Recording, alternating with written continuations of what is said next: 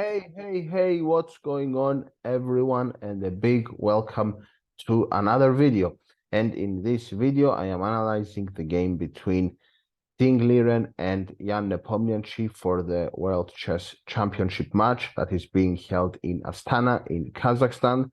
And this was game 12, and what a game it was.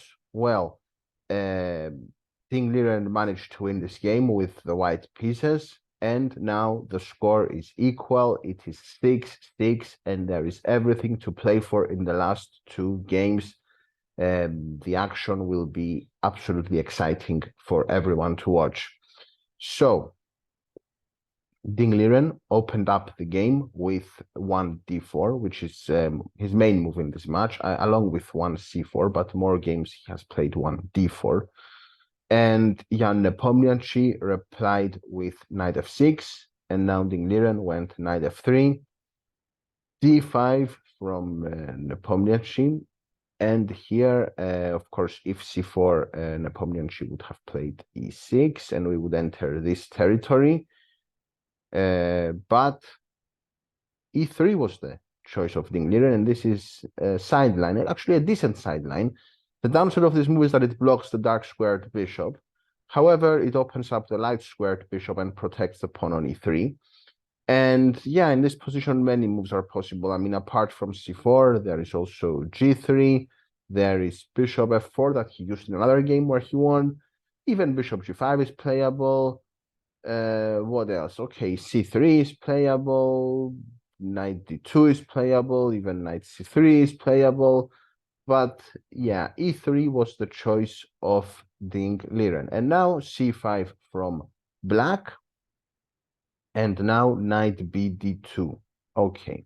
So in this position, Nepomniachtchi took the decision to clarify the pawn structure and enter the territory of the Carlsbad. However, white would be playing the normally black side of the Carlsbad in the Queen's Gambit declined exchange variation. So black has the extra pawn in the center. And Queen c7 followed. Queen c7 is a decent move because it develops the queen and it also stops the white bishop from coming to f4 in the long term. c3 was the choice of Ding, which supports the pawn on d4 and also controls the b4 square. What do I mean is if the bishop comes on d3, which it did on the next move, then white should not fear black from going knight b4 at the later stage to harass the bishop. So c3, very useful move. And after c3, bishop d7 was played by Nepomniachtchi, bishop d3 from white, and now knight c6. So here we can see what I have said before. After castles, white does not have to worry about knight b4 because of the pawn on c3. And now bishop g4 was played from black, so they are violating the chess principle of moving the same piece twice in the opening. However, they do achieve something from this. What do they achieve? They achieve pinning the white knight on f3.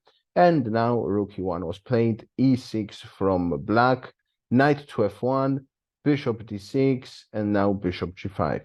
Okay, so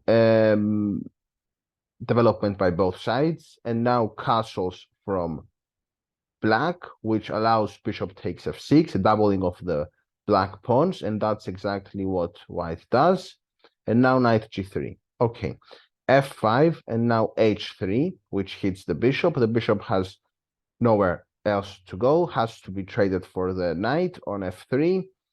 I mean, another possibility would be bishop takes g3, but it's a rather bad possibility because now after h takes g4, there is a serious advantage for white because the bishop is hanging. And yeah, also the pawn on f5 is hanging. So he avoided this. Of course, he goes bishop takes f3, queen takes f3, and knight to e7. So the knight is coming to support the king. The knight is known for being one of the best defenders of the king, and it's very important to have pieces near your king to ensure its safety. And here knight h5 was played from white. And of course, the knight on the rim is dim, that's an expression. However, this is an exception. In chess, there are always exceptions. And here, the knight can jump into f6 and create an attack against the black king. So king h8 was played, a normal prophylactic move. Also, rook g8 now is possible from black with ideas to attack along the g file. g4 was played, a brave and bold move from white. Rook to g8, king h1, sidestepping the pin, so that now the pawn on g4 is no longer pinned. Knight to g6, and now bishop c2. Okay, knight h4, hitting the white queen. The queen goes to e3, and now rook g6. Of course, rook g6 is extremely important to stop queen h6. And after rook g6, rook g1 was played by white, f4, hitting the queen, and now queen d3. Now queen e7 was played, okay. And rook a2 e1, bringing the rook into the action, while before it was not participating. And a very important thing in chess is to improve your pieces that are bad, to speak with your pieces and to see which one could go on a better square. And here the rook is on a much better square than it previously was. Queen g5 was played, c4 from white, and after d takes c4, queen c3.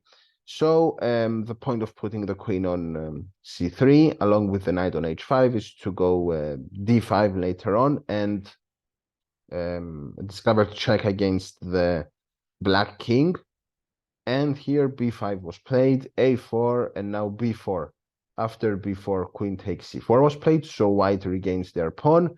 Rook a to g8, and now queen c6, hitting the bishop on d6. The bishop drops back to b8, and now queen b7 was played. Okay, here rook h6, bishop to e4, rook f8, queen b4. So he wins a pawn and also threatens the rook on f8. Queen d8 defends that. Queen c3 now, bringing the queen back to the diagonal lined up against the black king. So the a1, h8 long diagonal. Knight g6, bishop g2, queen h4, rook e2. And here, a very big mistake by black. They did go f5 after, okay, almost 3 minutes of thought. But this drops the pawn on e6, rook takes e6, and now, yeah, rook takes h5 was played, an exchange sacrifice, g takes h5, queen takes h5, d5 check, king goes to g8, and now d6, and black resigned. The reason is that their king is too exposed. They have already lost material. And yeah, there are all sorts of threats. For example, the pawn can go to d7, and then rook e8 will be a threat. Bishop d5 is a threat. The queen defends h3. The rooks both look at the knight on g6, so rook takes g6 could be a possibility later on, especially if the queen is not there. So this is a lost position for black. Actually, the computer says mate in 12. And Ian Nepomniachtchi resigned, and now the score is equal. A very, very exciting game. It seems that Ding Liren is doing well when he has the Carlsbad structure positions. That was showed not only in this game, but also in the London system game, where he also won, playing the same pawn structure, and he also made a draw with black in the Queen's Gambit declined in game 3. So it seems that, yeah, Ding Liren has playing some very interesting openings, not the main lines, not sharp positions from the opening. However, he's outplaying his opponent in this type of position. He's having some difficulty to equalize against Rui Lopez and in general against 1e4. So yeah, then tomorrow I expect Nepomniachtchi to go 1e4, his main weapon. I'm not sure if it's tomorrow or the next game, but yeah, I expect him to go 1e4 in game 13 and his main weapon, and to put pressure and go for an opening advantage. However, if Ding manages to make a draw or even win, then the tables will have turned because he will have white in the last game. So it will even be in his favor. Today it was a very decisive win by Ding, because if he hadn't won, then Nepomniachtchi would be up a point with 2 games to go. Very interesting ideas from both sides. It's definitely showing that white has an advantage in this match, and they both have very interesting ideas in the opening. Just to see the schedule, here we can have a look. So the next game will be tomorrow, yes, and then the last one will be on Sunday. So, sorry, on Saturday. So very, very exciting action. I'm really looking forward to the next 2 games, and so is everyone, I assume. I will be here. I will be covering the action. So thank you very much for watching this video. I really appreciate you for staying until the end. And if you're a subscriber, I will catch you at the next video. I hope you learned something new and you took value from my analysis. And see you at the next video. Goodbye.